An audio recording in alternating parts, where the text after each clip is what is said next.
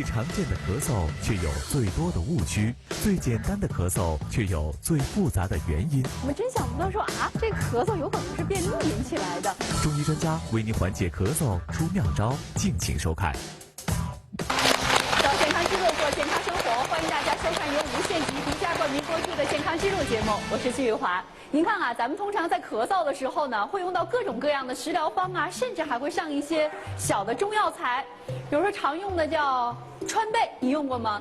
我倒是没用过川贝，但是我吃过一味成药叫川贝枇杷露。用过挺多的，有什么川贝枇杷糖浆啊，什么蛇胆川贝叶，反正就像那口服液似的，拿那个小吸管一插，一天好像吃2支吧，每次1支。对。那你知道这个川贝到底是一个什么东西吗？贝类，是吗？我觉得不是，我觉得是一个植物的种子，或者是果实里面那个核。没见过，还真是哈。你看很多人呢，虽然是生活当中用过川贝，但确实咱没见过那个川贝它到底是什么样的，这到底是一什么东西呢？先请出专家，让他给您拿上来看一看啊！掌声欢迎来自于北京中医院的王玉光教授，欢迎王教授。您好，王教授，欢迎您。您带这个叫川贝来了吗？这个就是吗？对，有点比1米再小一点儿。是吧？是这个东西。植物啊，我们分科，这就是百合科里边呢，叫川贝的，它的鳞茎，这是植物的鳞茎，这就是川贝了，这是。搞不清楚，就是有点像那个，大家看一看，小1米，就有点像鳞是哪个鳞啊？鳞就鱼鳞的鳞。我们贝母呢，主要分为3大类，川贝、浙贝，还有一个土贝母。那么这就是川贝。对，您这手里抬一点，这是什么？这是大贝，也叫浙贝。这样子和这个小川贝不一样，这是切完了的。太多了。这个儿比较大，这是切的片。那就是川贝是就四川产。四川产。这浙贝呢？浙贝就是浙江的，这是道地药材。我们讲浙贝母和川贝母。就以它的产地来命名这个小药材。对，功效有区别吗？有区别就是您刚才不是说了吗？一大一小，这产地不一样，但功效也不同。不一样。那我们看看大家生活当中啊，能不能够用对这2味小药材哈？先请您落座。您看啊，到了这个季节呢，很多人咳嗽，那咱们怎么用对这个贝母呢？来看看第一个问题。那这个咳嗽啊，而且痰呢还比较黄的情况下，哪一种贝母的效果最好？一个是我手里边拿的川贝，另外一个是个儿大的浙贝。好，现场100位观众，请表达意见。我觉得哈，你看它是这2个川贝和浙贝，主要是从地域来讲哈，有2个区分。都说这个一方水土养育一方人，这四川人呢爱吃这个辣，对吧？肯定是上火一咳就黄痰，当然是用川贝母了。既然在那么推出来的哈，我这没那么多推理，我觉得吧，就懵是吧？你能不是？我觉得如果说要是川贝的话，就没必要出这道题了。那我们看看大家的选择如何啊？这个基本上啊，全是川贝，选的是大家这个耳熟能详的川贝。那下回啊，您在痰多而且黄的情况下，推荐给您吃的是浙贝。但我们真的是搞不清楚，同样都是贝母哈，那难道产地不一样，这药效还有不同吗？那么这2种贝母啊，外观大家看的不一样，它的功效更不一样。一个是实火，一个是虚火。一个治疗的是实症，一个治疗的是虚症。浙贝治疗的是实火，就讲肺经的实火。那么实火的表现呢，疾病一般是初期，刚刚发病，痰呢一般是比较黄、比较黏，叫肺里边的痰火。这个情况呢，我们用浙贝，时间还比较短。那么浙贝的中医的中药功效是什么呢？是清热、化痰、散结、消肿。除了这个治疗这种痰火，还能治疗什么呢？咽喉肿痛，淋巴结肿大，这都有一定的效果。咱们要用它来缓解痰多或者是痰黄的情况，该怎么来用呢？我们一般呢用这个浙贝呢，基本上可以给大家推荐一个2母丸。这个2母丸就是知母和贝母。这个知母和贝母里边的贝母用的呢，基本就是浙贝。它主要针对的还是肺经的痰火。其实大家呢，这个2母丸药店也都有。哦，这是中成药啊，很方便。现在咱们知道了啊，下回痰特别黏，而且黄的时候，说明体内有火了，那就得用这个大的贝母啊，叫浙贝母，来帮助我们清热还化痰。那最理想的一个选择呢，咱们就去药店直接买这中成药2母丸就可以了。对，那这个呢，小的呢，这个真不知道怎么用。川贝，但是我婆婆呀，她是经常看咱们养生节目哈，她说拿这个炖在梨里边，就是把这个梨心儿去了以后。放上这个川贝，给孩子止咳效果比较好。我不知道这样用法对不对。那么浙贝刚才我们讲的就是痰黄黏，疾病初期，大概了几天，4、5天，1周、2周，那么这个川贝就是咳嗽比较牵引，时间太长了，超过3周，然后呢痰相对少一点，口干咽燥一点，然后痰比较黏。我们讲的燥咳特点，干咳、痰少、咽干口燥，那么这个就是所谓的我们的阴虚燥咳。那么这个时候，大家这个川贝跟梨在一起是最适合的。能听明白吗，李征？我觉得那是不是我们对于普通观众，我们就完全可以理解为，就是我只要痰黄黏多的时候，我就直接上浙贝。大贝嘛，大贝，然后其他的情况我就直接用川贝就完了。或者说，就感冒的时候，咱们用这个浙贝母足够了。然后要是病程特别长，就是老咳嗽那种，才用这个川贝来调养，能这么来分吗？川贝母啊，我们是一种肺虚咳嗽，尤其是阴虚燥咳。往往我们这个咳嗽呀，比如小孩肺炎或老年肺炎，他咳嗽时间比较长以后，我们叫有火。这种火会煎熬肺的津液，叫阴虚燥咳。所以在我们的咳嗽稍微基本好一点，没好利了的时候，不要马上停药。这时候我们叫灰中有火，这个火会复燃的。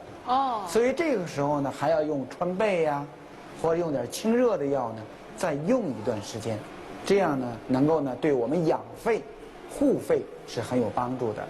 其实啊，咱们可能真的是拿的这个贝母吧，有点头疼。就这么一个小东西，跟米一样哈，或者这就跟其他的小药片一样，咱们怎么用它呢？其实啊，在做法上是有着一些小讲究的。我们让何佳博士介绍给您，有请何佳。好的，小季，那今天啊，我就教给大家用这个川贝来炖雪梨啊，怎么炖呢？不是放到一锅这样煮，不是的，其实非常简单。我们准备这样一个成熟的这个鸭梨或者是雪梨都可以，然后呢，把它的这个大概上面的1/4到1/3这个位置给它横断切开，好，然后呢，我们再选择大约2粒左右的贝母，大家看一看，我们选2粒啊，1粒，2粒，然后呢，选择这个贝母之后啊，我们要稍微的把它拍一拍，把它拍碎，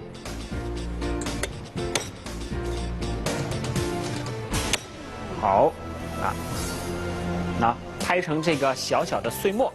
然后呢，这个鸭梨啊，我们中间呢把它的这个核给它挖掉一部分，用这个小刀。哇，这个鸭梨真好，核非常的小，而且呢汁儿非常的多啊，看起来就是很有食欲的感觉。挖掉它，把这个梨核挖出来，放到一边去，这个梨核去掉。好了，然后我们就把这个拍碎的贝母啊放进来，放到这个小锅里面来。那拍碎呢，主要是方便这个药效啊更好的和这个鸭梨融合到一起。然后呢，我们再往里面加一些冰糖，冰糖啊不用太多，大约有个3克左右。像这样一个梨，我们有个3克左右就可以了。放一些，再放这么一小粒儿。我们再把刚才切下来的这个梨的小盖子，给它盖回去，然后放到这样的一个小碗里，放在锅里隔水蒸。那么蒸上大约30到40分钟之后，这个川贝炖雪梨呢就已经做好了。然后我们吃的时候啊，把这个连着梨肉啊，还有这个贝母之后的这个水儿，整个的这个梨全都吃进去，一点儿不剩，那它就可以很好的起到这个清热化痰的作用了。那刚才呢，在台下我已经做好了这样的2份川贝炖雪梨啊，现在闻起来这个甜香的味道非常的不错。那么这个贝母的成分啊，已经和这个梨肉融合到一起了啊，所以呢，这样的一个食材其实是我们一个清热化痰的一个食疗的方子啊。那如果我们家里有这个在冬天的时候经常容易咳嗽的人，那不妨在家里做一做这个食疗的方子。那现在我就把这个川贝炖雪梨啊送给我们2位嘉宾尝一尝吧。小季，好，谢谢何博士，谢谢。哇，这样子的好有食欲啊！这个卖相太好了。看着就很诱人啊。而且刚才特别强调，就是这个贝母一定要拍碎了，再跟这梨一块炖，才能够更好的发挥药效，不是这么就放锅里煮啊，拍碎要拍碎。煮出来非常亮，非常好看。那就是吃这个梨和喝汤都行是吗，王教授？那个贝母要一块吃进来吗？可以，那能吃吗？可以，没问题。直接可以嚼啊？味道稍微苦一点。啊，以前我都是直接把那个就扔掉了，就光吃梨。我吃一粒，我觉得味道有点像薏米。对，像薏米，它吃起来呢，要是煮的时间长一点，它会有点糯糯的，微苦，微微有点苦味。但是有那个梨汁那个味道，再吃起来的话，我会觉得很好吃。咱们刚才一直在说这个，其实川贝应用是非常广泛的。就比如说，大家可能很多人喝过像什么川贝枇杷露啊、川贝止咳枇杷糖浆啊等等，里面不光有川贝，还有一味呢，大家也常听过，说它能够有止咳的作用，就是枇杷。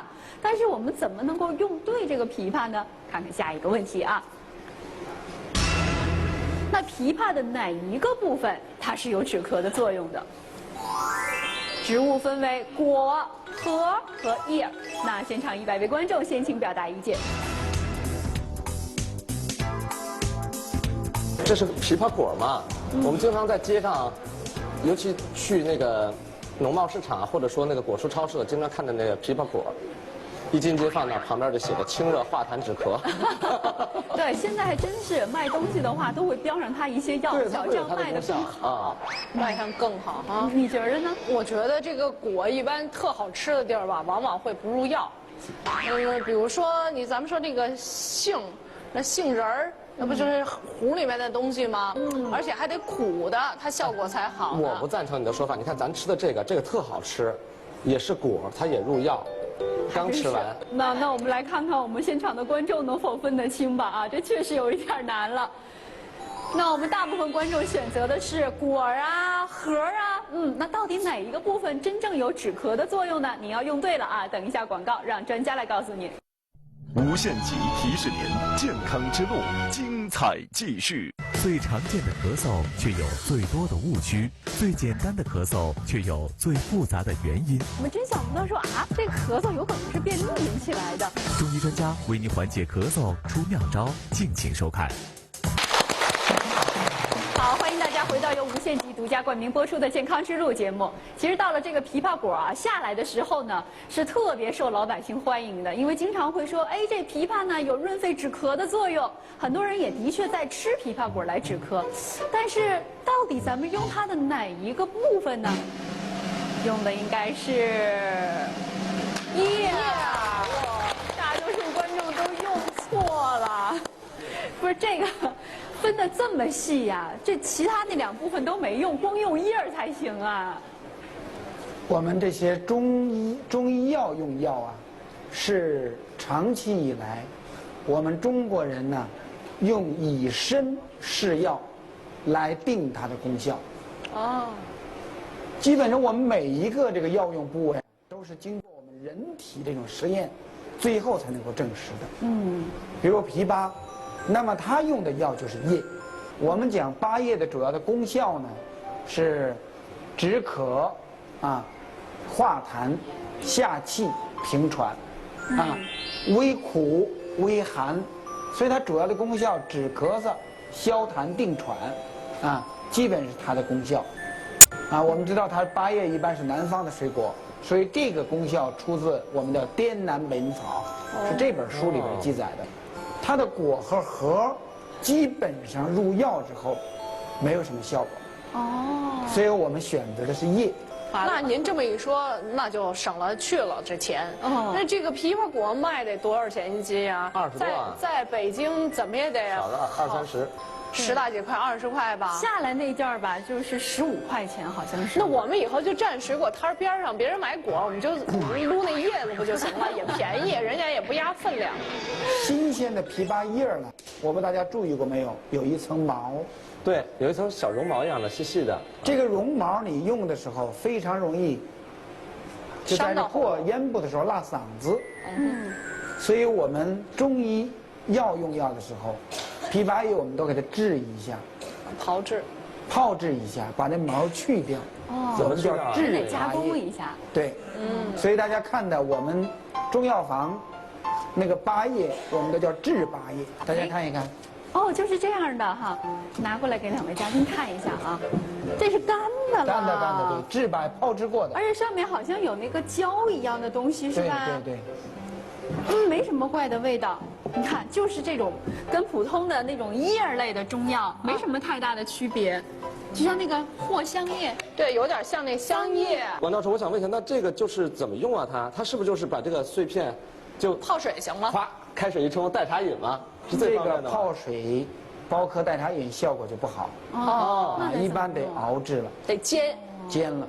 那么怎么用呢？大家可以用一个小方子：8叶、杏仁、陈皮和川贝。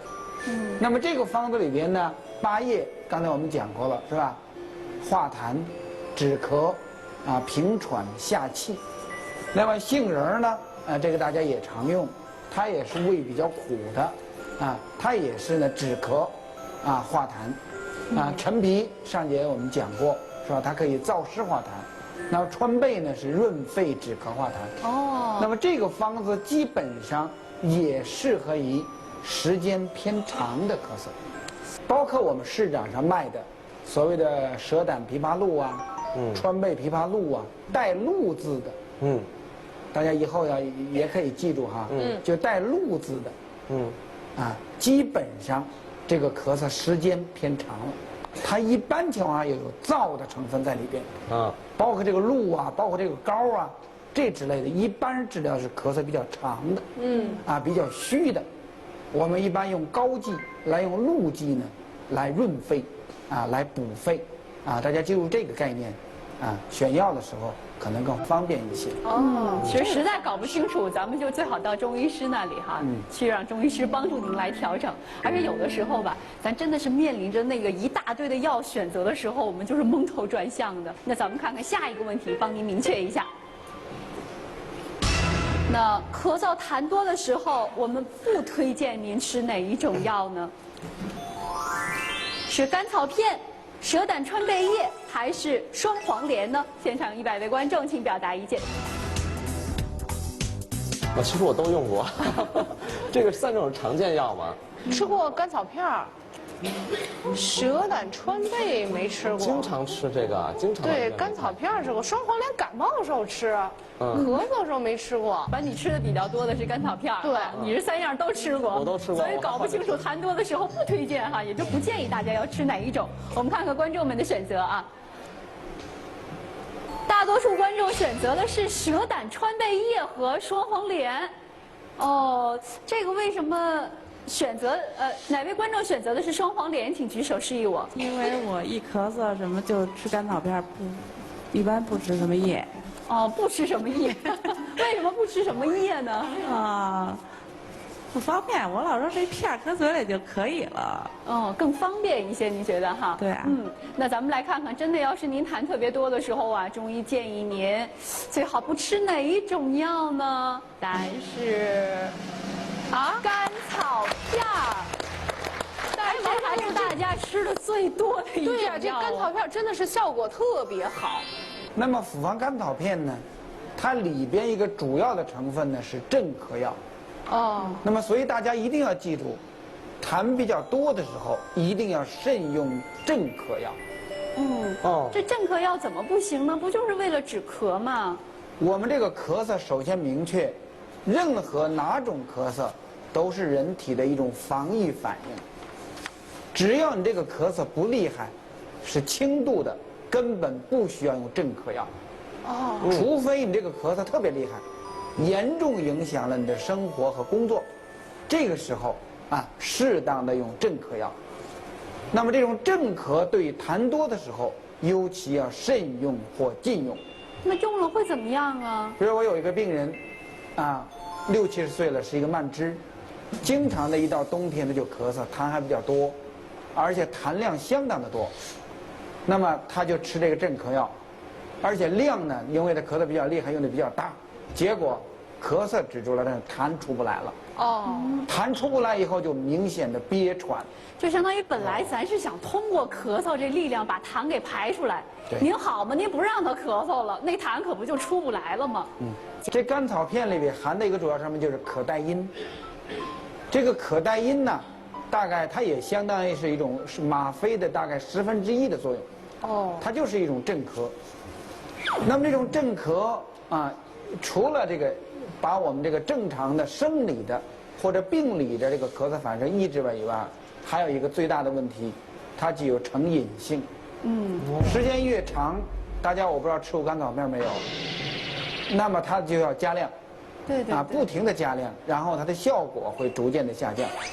所以这个可待因在国外作为一个镇咳药的成分来讲和药物来讲已经禁用了。真的现在我们大家一定要去买这个咳嗽药的时候，认认真真读一读，它的药物的说明书，里边有没有可待因这个成分，如果有可待因这个成分，推荐大家尽量不用这类药物。王教授，我有一个问题您刚才这样一描述，我似乎感觉这个甘草片是一个西药。因为在我的印象当中，还有周围很多朋友都认为它是一个中药认为它很安全。到底它是中药还是西药呢？那么这个单纯说呢，它是一个是中药跟西药它合成的，甘草里边的某些的作用，某些甘草里边的成分和西药的几种成分在一起一个复合制剂。就不是单纯的这种中药了。咱以前可能对这些药还真的是了解的不多但是要说到自己咳嗽引起的原因，我觉得这个大家多多少少是清楚的。李征，你通常什么情况下会咳嗽？我比如说我会感冒天冷了，受到刺激了，或者说比如说你在比较热的地方，一冷一热交替的温差比较大，你即使不感冒，你的喉咙也会突然受到刺激，冷空气刺激会发痒嘛，呼吸道也会咳嗽。对，碰到烟熏了。比如说你碰到哪儿正在烧这个草，然后突然那个烟特别大，你一下呛着了，你会咳嗽不止，那时候咳的眼泪可能都出来了。对，你们家呢，通常什么情况下咳嗽会可能性大一点？现在呢，就是因为孩子小嘛，他出现这些状况的情况比较多。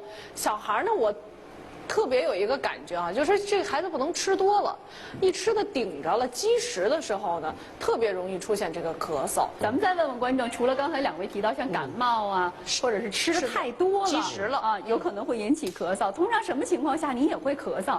我这有时吃那个降压药的时候，干咳。有时候是那个过敏，有时候烟和就是抽烟的人也不行，还有一些像那个花粉。有时候像那个有鲜花，这不行。我抽烟咳嗽，有时候着点凉烧点凉气儿也咳嗽。您是抽烟咳嗽，我们84号观众是闻了那烟味儿咳嗽。看来大家还引起咳嗽的原因挺多的那咱们一一给大家稍微解释一下，这些是不是引起咳嗽的非常普遍的原因？刚才大家讲的都是咳嗽的一些病因。那我们咳嗽大概涉及到200多种疾病。嚯！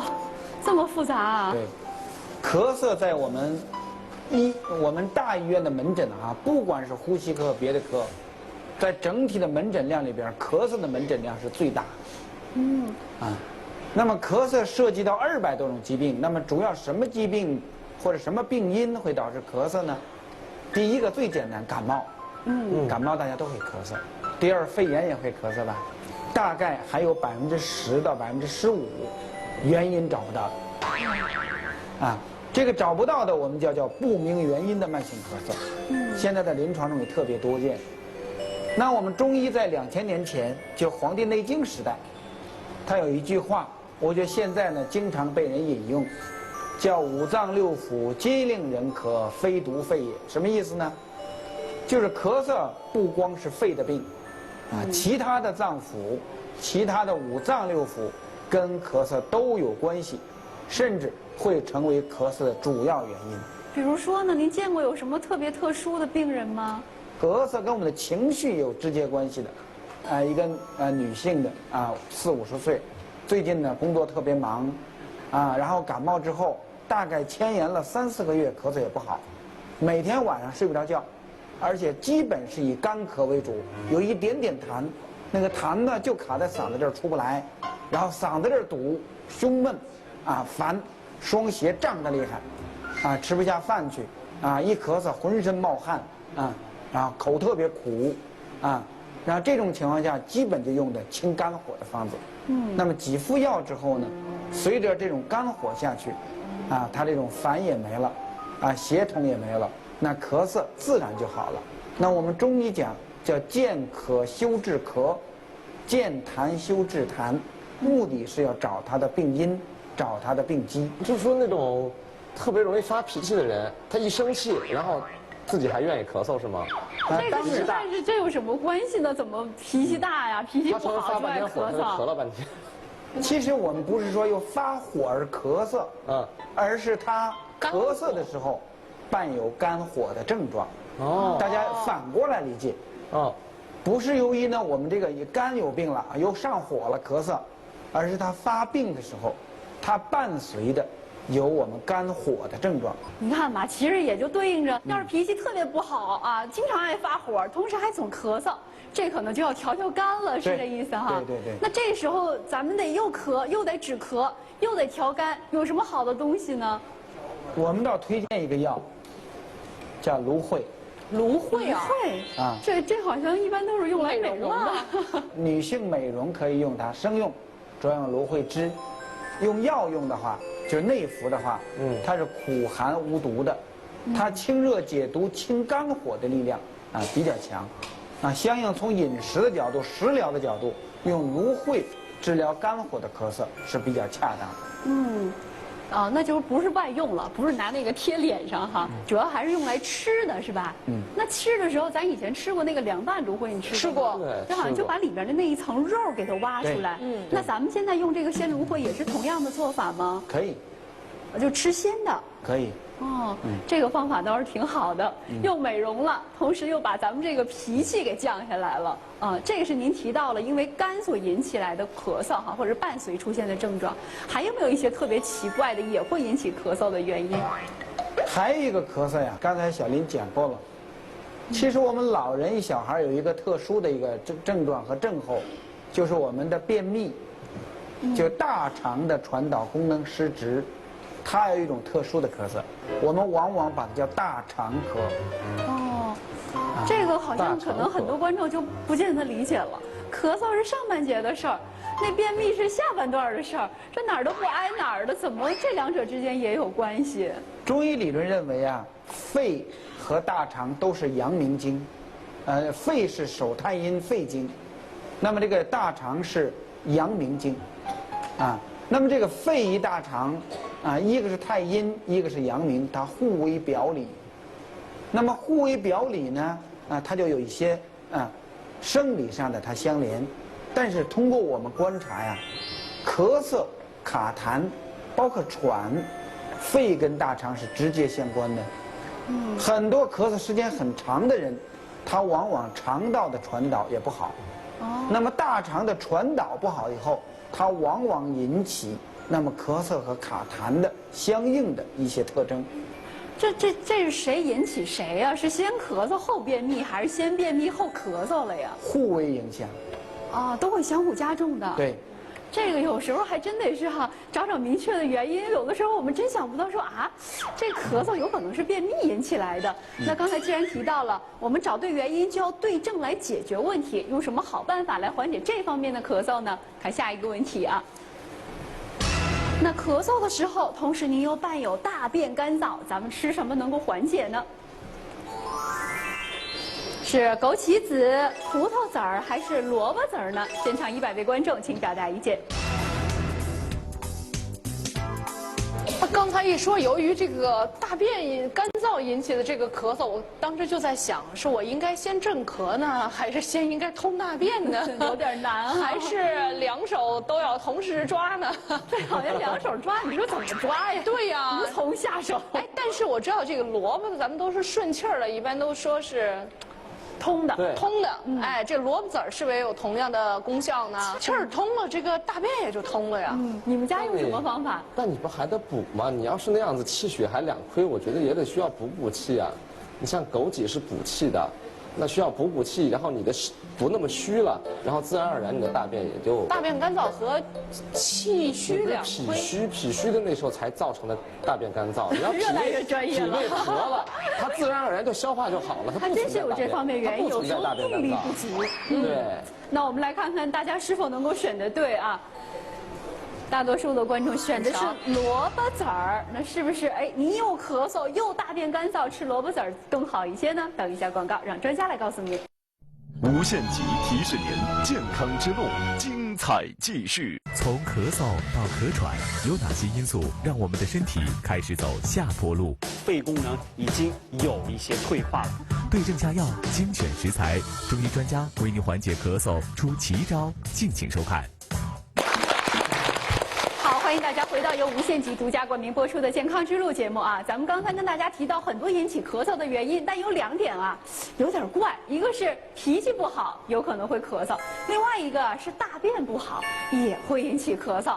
那第2种情况啊，推荐您吃的是萝卜籽儿。哎，这个大多数观众还是选对了的啊。这个萝卜籽啊，我们中医的药物名称叫莱菔子。莱菔子，莱菔子，和那萝卜没关系。不一样。实际上也是萝卜的种子是吧？炒了啊，炒过了，炒熟了。它的功效啊，我们古人是这么记载的，叫顺气啊、开瘀啊、消食、化痰啊、下气啊。哇，这作用很多。对，叫生能生，熟能降。对。我们在治疗痰的时候，主要用的炒莱菔子，啊，那么这里边它降的主要是能够定痰喘咳嗽，能够顺气、化痰、化食，它本身就有化痰的功效。另外，它本身能够改善我们的胃肠的功能。那么胃肠功能改善以后呢，肺气就能够顺利的肃降，那么痰也就能够消痰了。那您说这萝卜籽儿我们平时怎么用？我们这个萝卜我们知道炖个汤啊，或者是炒一下、煲一下都可以。这萝卜籽儿怎么吃呢？我们呢给大家推荐一个方子，这个桑子养亲汤。这个方子呢是寿氏保元的一个很有名的方子，就3子叫莱菔子、白芥子和苏子。那么白芥子啊，这个药呢可以化老痰。顽痰老痰，那么这个苏子呢，它有润肠的作用，有化痰的作用。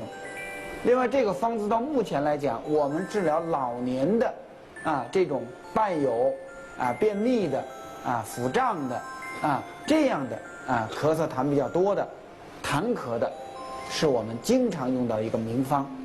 那其实这个方子相对比较简单这3个药等量炒碎了击碎了放在小布袋里边，煮糖代茶饮用都可以，稍微苦一点点，但不是太苦。那我有一个问题啊，汪老师，就是您刚才说这个，因为这个大便干燥或者是实火引起的这个咳嗽呢，大多数发生在孩子和老人身上。那现在这个白芥子，您刚才又说是特别，尤其是针对那些老痰，就是久痰咳不出来的。那这个你说小孩能吃吗？小孩是实火，另外它病程相对的短，它不像这么多年的顽痰老痰。它一般的时机是什么特点呢？小孩一边吃着了，撑着了，那么他有的时候咳嗽咳痰就特别厉害，痰也不容易出来。它痰特点是什么呢？痰特别黄、黏，也很难出来。但它还有一个特点什么呢？就是实火重的特点，口臭。哦，是啊，舌苔黄舌苔特别黄腻。另外大便特别臭。有那种很臭秽的、消化不了的那种味道。这就是小孩的他的所谓跟大便秘结相关的痰咳的主要的一个区别。这就吃太多了也容易引起咳嗽哈。是。那这个时候你说小朋友吃点什么呀？小朋友的话呢，我们推荐一个瓜蒌，相对好一点。这个是什么东西啊？大家看看，你知道是什么吗？这就是瓜蒌。用过吗？没有，也没用过。这一个孩子的爹，一个孩子的妈都没用过，也不知道是什么东西。这个瓜蒌相对来呀更好用一些。瓜蒌这个药相对的，它的性味是寒的、凉的。它是什么瓜？是什么东西？它就是瓜蒌，不是什么瓜。是丝瓜里面的东西吗？不是丝瓜，就叫瓜蒌。不知道，从来没见过。和瓜没关系，就叫一个瓜蒌。反正不像是瓜，有点像种子。你看一眼，就是那个什么，这个不是什么瓜，像什么种子给它抛开了。我觉得像是整个一个像瓜一样的植物，连带种子一块晒干了一块切。是吧？不光是种子，它有种子，有瓤，有肉。对，它这个真正有瓤、有皮、有种子。它这个瓜蒌也是整个都能用，瓜蒌皮，里边有瓜蒌仁儿，全瓜蒌都可以用。那您通常会给小孩开这个瓜蒌的时候，会怎么样出一些小经验方吗？基本单纯的瓜蒌就可以。看这个瓜蒌，把它烤黄了，或者焙黄了，给它研成沫，用面呢和成饼子，这样给它吃就可以。是就一整个的，然后放在那个小钵里，给它捣碎之后，然后再和面和在一块儿，对，做面食吃哈。这个容易接受吗？口感上容易接受。我觉得要是它的味道会是苦吗？还是不太苦？因为这个籽类东西，大家一定要记住，大家以后用任何的籽，千万要捣碎。包括这个很多的我们果实来讲，只有碎了，它里边才能够入药，才能够煎出成分来。所以一定要捣一下，把它捣碎，然后再行煎服或者内服，连捣带研。好，这要做的很碎吗？应该是很碎。其实现在我们有粉碎机，有什么？